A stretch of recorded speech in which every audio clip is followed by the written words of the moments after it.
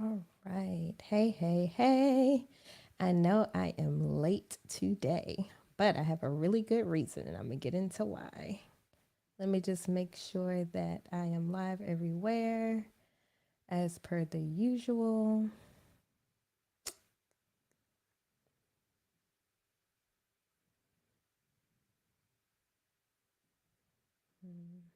And because I'm late, I think it broke some of my things that I have. Yeah. Okay, there we go. All right. So while I'm getting set up, how's everyone doing on this beautiful Friday? You can let me know in the comments, in the chat boxes, wherever you are. How are you doing today? How you doing? Like Wendy Williams used to say. How you doing? Do, do, do, do, do. All right. So I think we're live everywhere. Hey everyone, just drop in the comments in the chat wherever you are.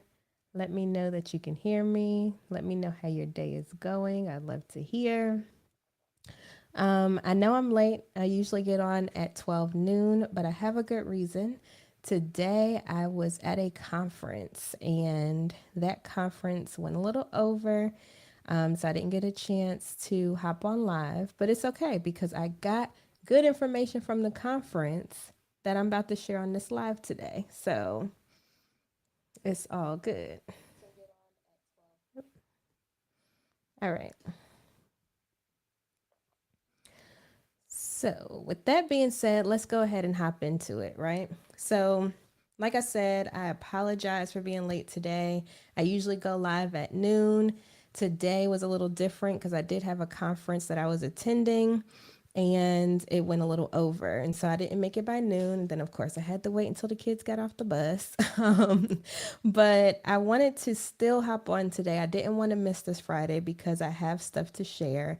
And one of the things that I wanted to share now is the information that I got from the conference. So, just to give you a little bit about where I was, it was a conference about cybersecurity for small businesses. Okay.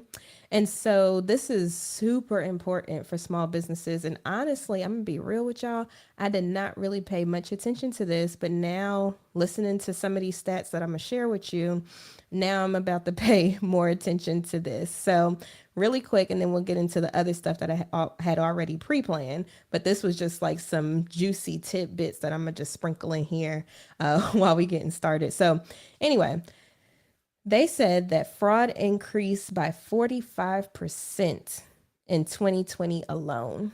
So when everybody was going through the pandemic, guess what? The fraudsters was on the rise. 45% increase in 2020.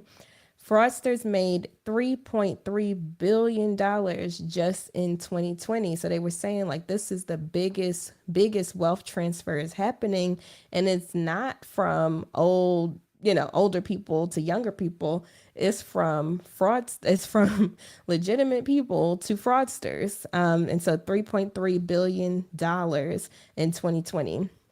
They also mentioned that children are attacked more frequently by social security number.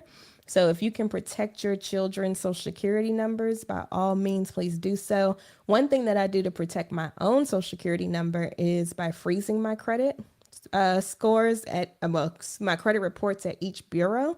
And I actually just released an episode all about that where I actually walk you step by step on my computer with a share screen on how to do so. So definitely check that out.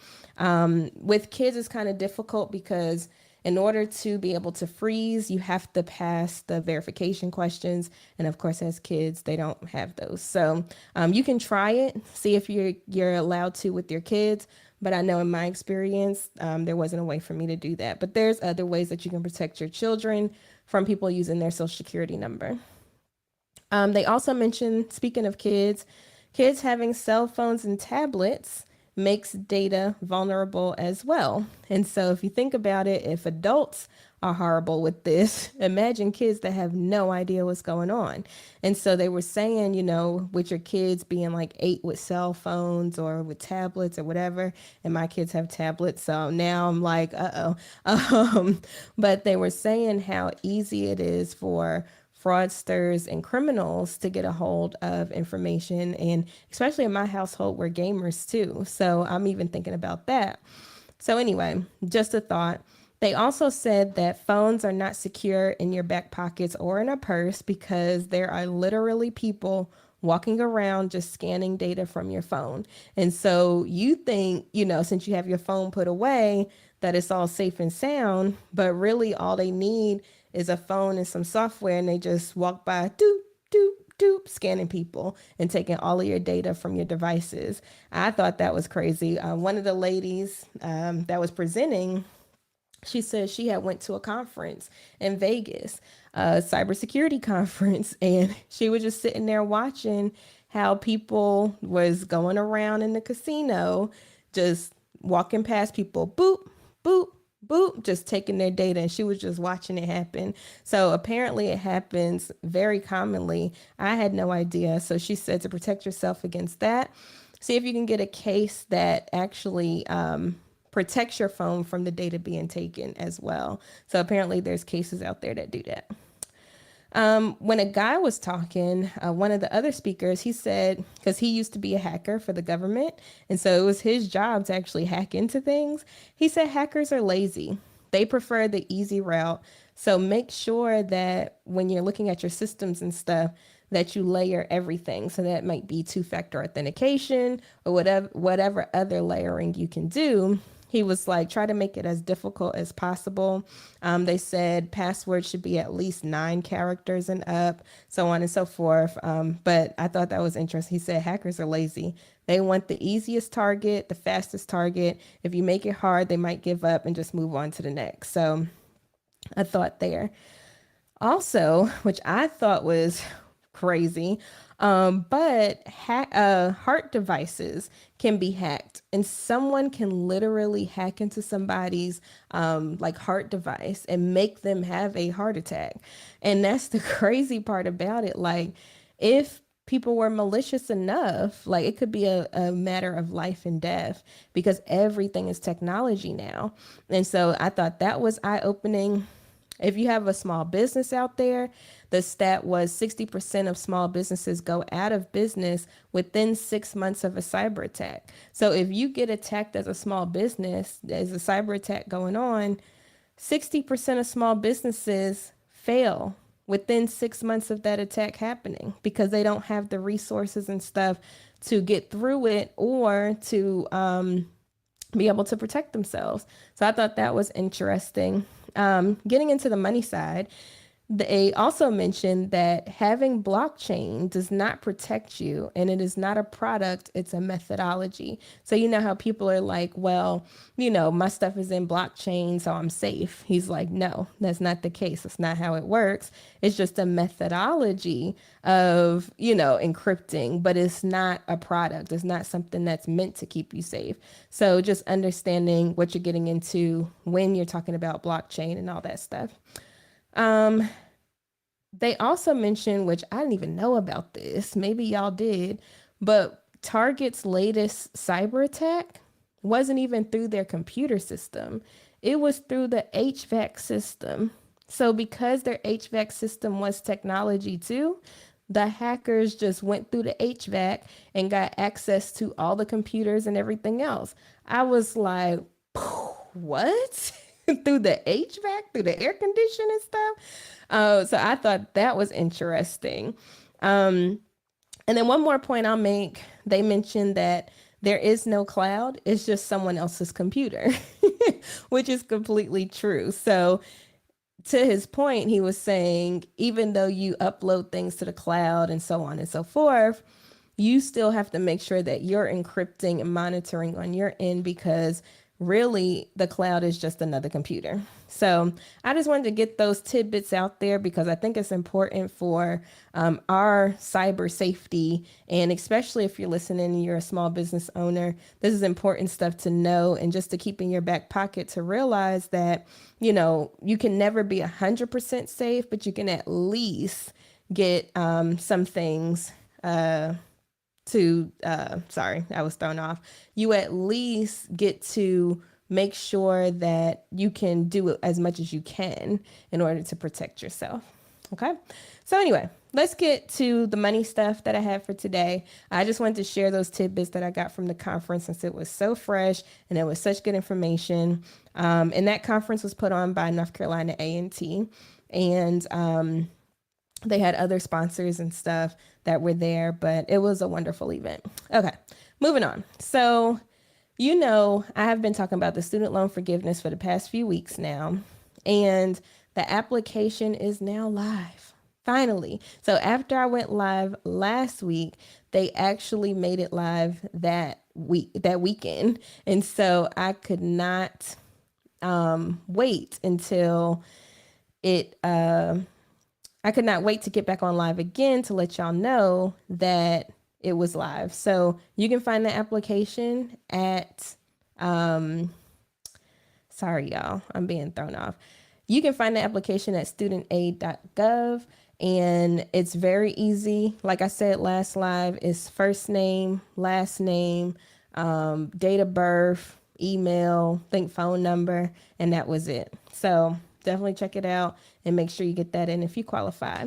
Now, I wanted to also go over the whole Equifax situation.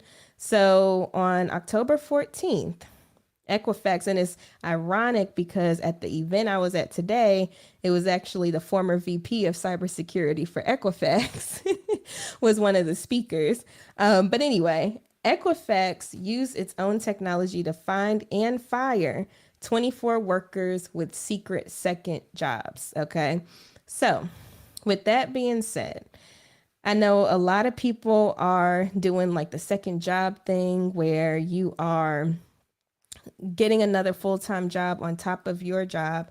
And as a former HR professional, my thing is just make sure you know what your business policies are, what your company's policies are. Because what happened with this situation is people did not take the time to realize what the policies are that they signed and that they agreed to when they started the job. And so Equifax was able to use that against them and get them fired. So make sure that you know what you sign when you first get on. Also know what's in the employee handbook. Know, sometimes they do updates to handbooks. Sometimes they send out extra stuff to sign. Make sure you're reading all of that because it's important to know what your rights are in these situations. Unfortunately, these people can't do anything about it because they directly violated company policy. And so it's important, if you are thinking about getting a second job full time, making sure that it does not interfere with your current job, making sure that you're not violating any of the employment laws or employment agreements that you have already signed, because this can and will happen. So I was glad. Let me rephrase that. I was not glad that people got fired, but I was glad that this made headlines because it made people more aware of what's possible if you don't take the proper steps. Now, if they followed everything and the company still fired them as a result of having a second job, then they could have sued. Okay. But because they did violate company policy, now there's nothing that they can do about it. So, for instance, in this situation, they fired them because it says they conducted an investigation into a number of employees suspected of holding dual full-time employment that conflicted with roles at the company. As a result, several employees who violated our company code of conduct and outside employment policy, because see, they had an outside employment policy. The people probably didn't even read it to see what was on it. And it says, which were in effect at the time of the investigation, were recently terminated. So even though it's very unfortunate that this happened, it does shed light on these situations, and just use it as ammo for if you decide that you want to do it. Make sure that you are following all company policies and stuff and doing it the right way, because some companies don't care if you have extra jobs and stuff like that. Some companies actually encourage it. I actually spoke for a company that encouraged their employees to get second jobs, whether it's a side hustle or whatever. So don't think that just because you work somewhere, they're not going to support you in that endeavor. Make sure you get an understanding of what your company culture is, what the company policies are, and what is allowed and what's not. So that way you can make a decision on whether you should embark on that journey or not. Is super important. And Equifax actually used their product called the Work Number. And when I first heard about this, I was telling people, I was like, yeah, as a former HR professional, the Work Number is very, very, very, very popular. Okay. Every job that I have ever had in HR, the Work Number was calling, verifying employment, all of that stuff. And so they have the information they need in order to make these decisions if they need to. That's why it's important to protect yourself, because if you look at the employee policies and all of that, and you're not in violation of those policies by getting another job, and they tried to fire you, oh, they could fire you, but you can also sue. So know your rights too. But anyway, in this situation, like I said, they didn't have that option because they clearly violated when they weren't supposed to. Let's see. Yeah, because the Work Number says 2.5 million companies have submitted data to the Work Number. So lots and lots of companies. Like I said, I've worked at small companies, I've worked at large companies, and the Work Number was still like, we still knew about it and we still got inquiries from there. So anyway, I just wanted to get that information out there to you all. I'm so glad that I did go to the conference. I apologize for being late, but at least I was able to get you some information that would be very helpful, hopefully, for you, and just put something else on your radar, because I've been in business since 2017 and a lot of this stuff was not on my radar. And now it is. Like, I came home and started making changes immediately. So I highly recommend that you do your own kind of business audit if you are a small business owner, and figure out what it is that you need. If you are local to Greensboro, North Carolina, they're actually doing free health checks, so cybersecurity health checks at A&T.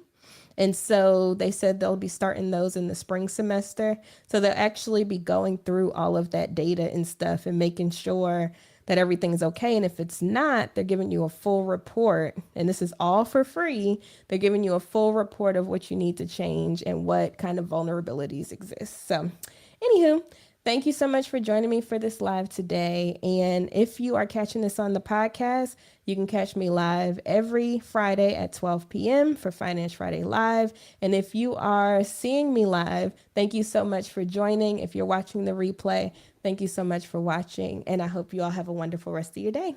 Bye.